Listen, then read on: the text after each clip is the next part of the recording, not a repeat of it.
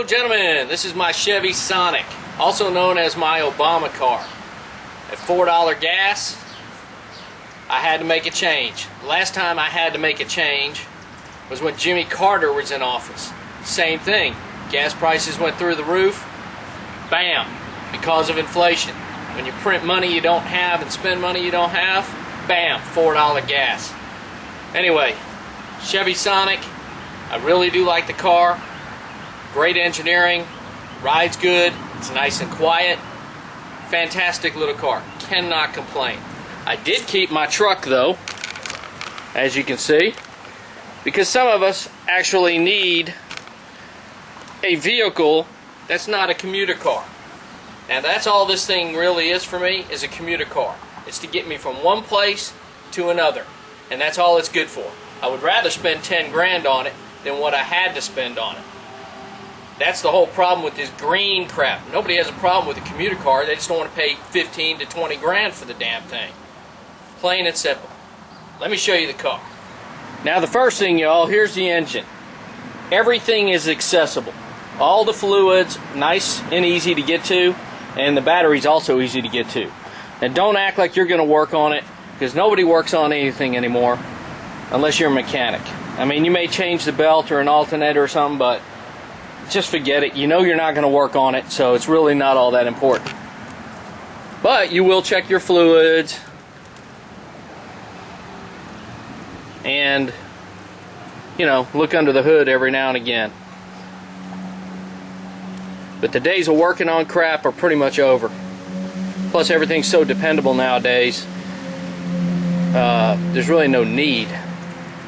Okay, enough of the engine. Okay, y'all, I'm going to show you about some storage here. I bought the hatchback as opposed to the sedan, mainly so I could get coolers in here. It has a small compartment here where your spare tire is. It's good for packages like this. You can take this thing out and get a little more depth. What I found though is when you go to the grocery store, Walmart, and you fill the cart to capacity, pretty much it's going to take up all this space, and you will have to knock down one of the back seats. So if you got little kids and car seats, forget it. Like I said, this thing's a commuter car. It's a cracker box. It's very small. You know, it's a go-kart. But go-karts can be fun to drive. Let's take this out. Okay?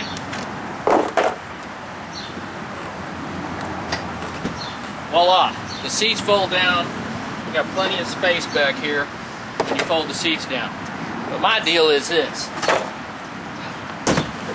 This is a 120 quart cooler. I plan on taking this thing hunting. Right there. Now when you spread the wealth, and you guys know how many coolers I usually bring back full of hogs, right there.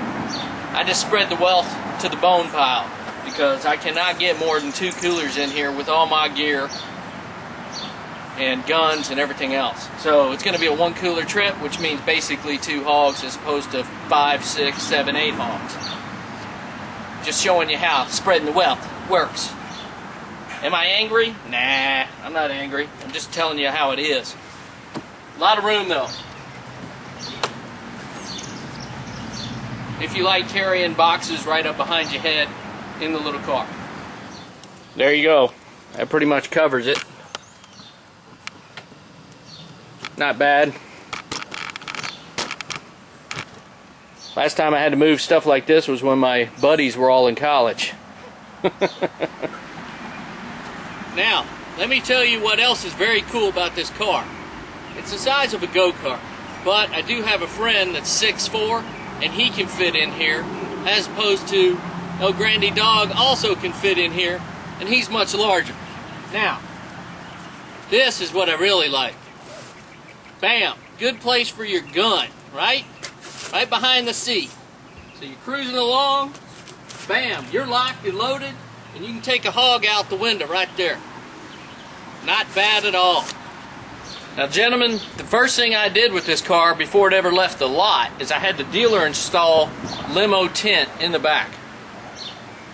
Now, I'm in Texas, so you gotta have some tinted windows, mainly just because of the sun. Plus it just makes it look cool, and I think if I pulled off those silver rims and put some dark rims on it, the car actually, I could dress it up. I could dress the car up, make it kind of look like a little European racer. But the only problem was if I did that, I'd have to get one of those stupid coffee can mufflers. And those things are very annoying. Extremely annoying. So that ain't gonna happen. Plus, I ain't got time for that garbage. This is my commuter car. It's my go-kart. General Lee. Okay, y'all. First thing I did, I made sure I bought a standard. It's 5-speed. Because this is a go-kart, I actually wanted to drive it. If you don't like driving a standard, get the automatic. Got a little compartment here. Ooh. Gotta have some of that. That's beer salt. And for you wild men, there's some Visine. Not gonna go there. Glove box. There's no storage in this car. And you got these things. I don't know what the hell these are for. They're just 2 holes in the dashboard. Have no clue. Probably CDs or something, but I don't own any CDs, so I really don't care. And, you know, everybody just plugs their crap into their phone. That's one other thing. It does have one of those USB ports. You can plug in your, you know, whatever that little music deal is. I don't own one. Kids do. So they like that. I don't really give a crap. There's no cigarette lighter in this car, so you can't run a Q-beam. I don't know why they don't put that in, but you know, that's a pain. They do put these power plugs in. There's one here, but they're pretty much useless unless you're gonna charge something. I need a cigarette lighter receptacle, not a power plug receptacle. The car is extremely quiet. I've had it up to 90 miles an hour. I did not have to adjust my radio.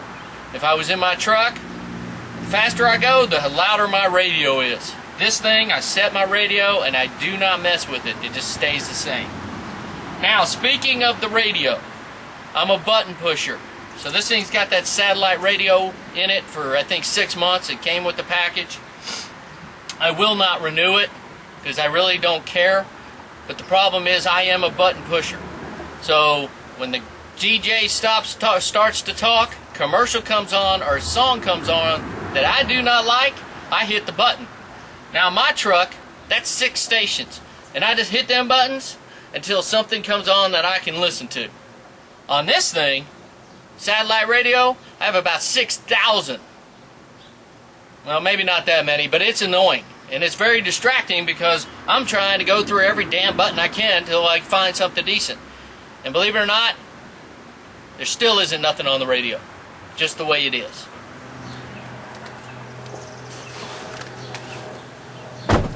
The other issue I've had is with this, the brake. When I go to do my seat belt, it hits the damn thing. You can't get to your damn seat belt. Bad choice. Bad choice. I should have put it up here or something. I don't know. So you got to let go of your brake, get it out of the way before you can do your seat belt. And that's just a minor inconvenience. But it is what it is. Some people it bothers. You know, it is what it is. Now y'all, right there is the kiddie safety locks. You push that button on the left, the lock, and it locks the back door so the kiddies can't get out. And this other one is for traction control.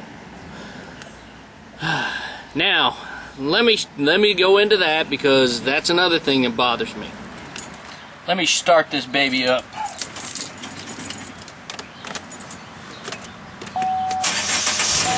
Got to push the clutch in before it's going to start. Now I'm out of gear here. Let me tell you, daytime running lights are for Canadians. Evidently it's some stupid ass law that your lights have to be on during the day. This car is equipped with daytime running lights, and they come on every time you go to drive. First thing I do in this car is turn off the damn lights.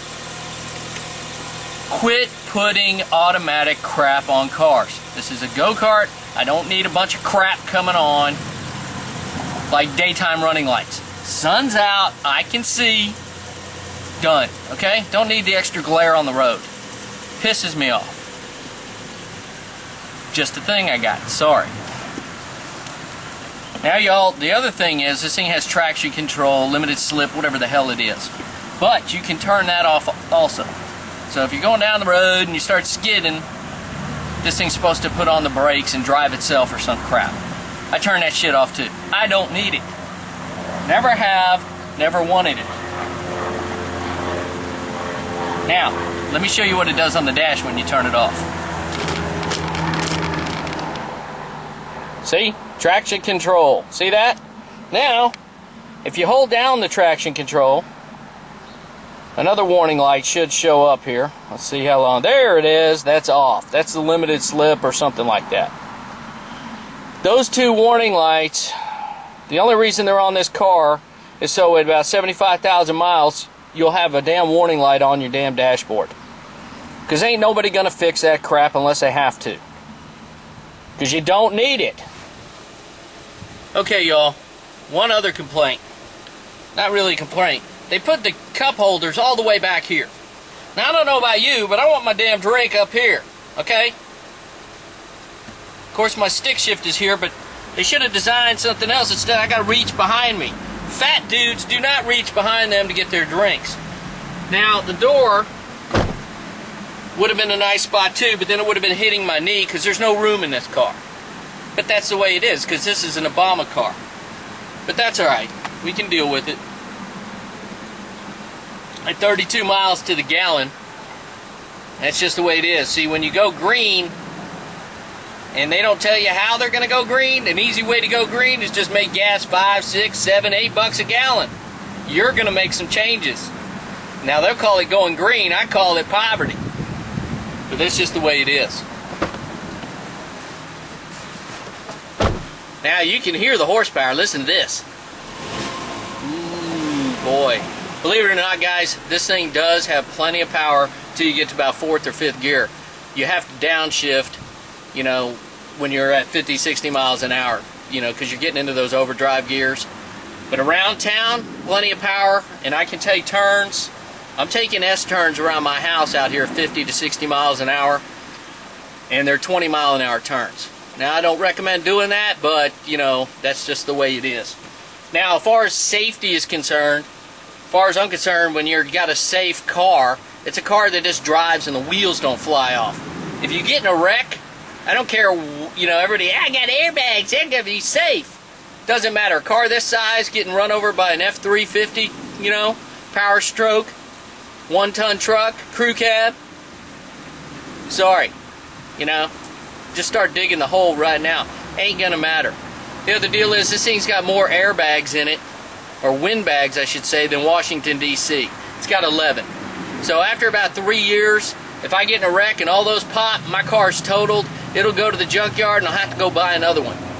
I think airbags are more in cars to take them off the road faster than actual safety. Because personally, I never want to be sitting there drinking a glass of tea and my airbag go off.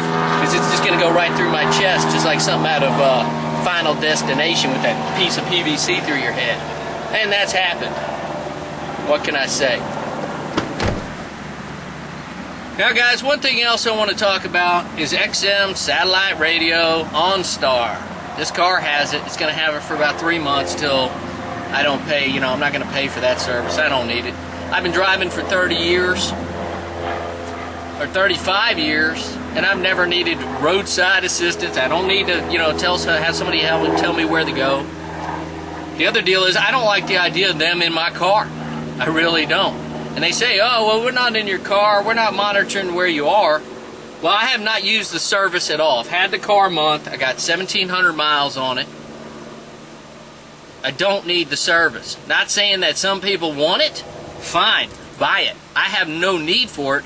But what I don't like is that first time I drive across town 60 miles, OnStar comes on and offers me some navigation.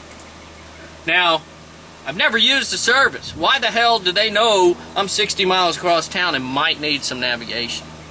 It's also got the black box in it, and you can't tell me that, you know, they're not going to be checking that out when you go to trade your car in. Now, I'm not going to explain the black box system to you, but the plain and simple fact is they're going to record how your car's driven, And when you bring it in for service or a trade-in, you can't tell me they're not going to plug it in and go, hey man, this guy drives at 110 miles an hour, hits the brakes fast, you know, drives like a wild man. Okay? Don't like it, don't want it, don't need it. Just drives up the price of my car. And it also has a thing, if somebody steals your car, they can slow down the engine. Oh, okay, great. Well, you know what? If somebody steals my car, I never want to see it again. I have insurance for that crap. Just give me my settlement, I'll go buy something new. Because whoever hell stole it, you know, it's probably got the crabs and, you know, they've been bleeding on my seats or something. I don't need the car anymore. Really don't want it anymore. Okay? Because you don't know what the hell they did to it. Then you get it back and it's all screwed up and shit. Sell it to somebody else. I don't want it. Steal my car, don't bring it back to me. Don't want it. And I sure the hell don't want you downloading some crap from outer space to slow down my car. You know, when is it going to turn into, well, he didn't make his payment, so your car's going to be stuck on the driveway. That's coming. I guarantee that's coming. Same type of deal. I don't need a video uplink. I don't need any crap connected to anybody else. When I'm in my car, it's my car. Stay the hell out of it. Government Motors, there's a reason they call it Government Motors. OnStar, there you go. So I drive around screaming Al-Qaeda and weapons of mass destruction. I'm waiting for the FBI to show up at the house. If they show up, you will know about it. It's strictly because OnStar said it, or turned me in. There you go. Okay, y'all, here's the beer can review. Bottom line is, I bought the car because parking my truck, the gas savings alone pays for the car. Now, I run 1,500 to 2,000 miles a month. A lot of y'all around the country drive 5,000 miles a year. I don't know where the hell you live, but that ain't around here. It's just not happening.